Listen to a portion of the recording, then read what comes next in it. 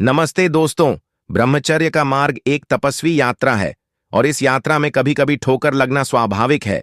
लेकिन याद रखो, जो हर बार गिरने के बाद उठ खड़ा होता है वही सच्चा योद्धा कहलाता है। पतन कोई अंत नहीं है, बल्कि एक नई शुरुआत का अवसर है। गलती होने पर खुद को कोसने की बजाय खुद को समझना और उठाना जरूरी है। यही आत्मज्ञान की पहली सीढ़ी है। कभी कभी हम बहुत अच्छा कर रहे होते हैं, लेकिन फिर अचानक एक पल आता है जब हमारी पुरानी आदतें हमें घेर लेती हैं। मैं भी उस दौर से गुजरा। पतन हुआ, मन टूटा, आत्मबल गिर गया, लेकिन उसी क्षण मैंने तय किया, अब और नहीं। मुझे वापस लौटना है अपने सच्चे स्वरूप की ओर। मैंने फिर से सुबह जल्दी उठना शुरू किया। 4 बजे ब्रह्म मुहूर्त में उठकर मैंने राजयोग ध्यान लगाया।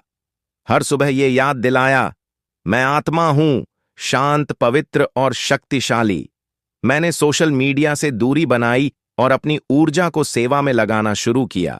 छोटे छोटे काम, दूसरों की मदद, ये सब मेरे आत्मबल को फिर से बढ़ाने लगे। पतन के बाद मन बार बार डराता है, तू फिर से गिरेगा, तू नहीं कर सकता। लेकिन मैंने रोज एक मंत्र दोहराया, मैं ब्रह्मचारी आत्मा हूं, परमात्मा का बच्चा हूं।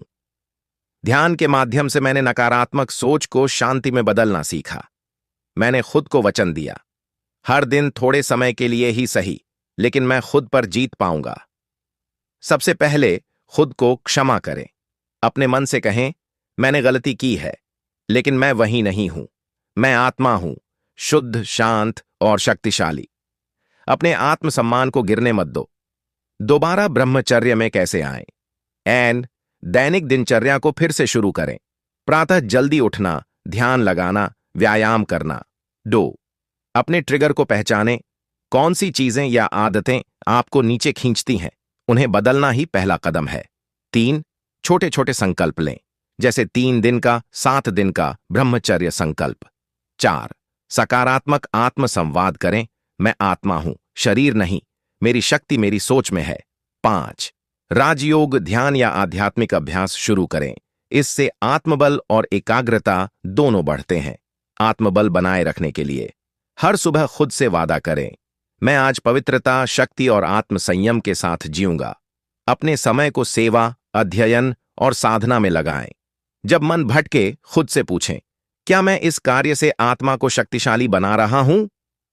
याद रखो, ब्रह्मचर्य केवल संयम नहीं है, यह आत्मा की उन्नति का मार्ग है। पतन आया तो क्या हुआ? अब समय है फिर से उड़ने का, पूरे विश्वास और निश्चय के साथ।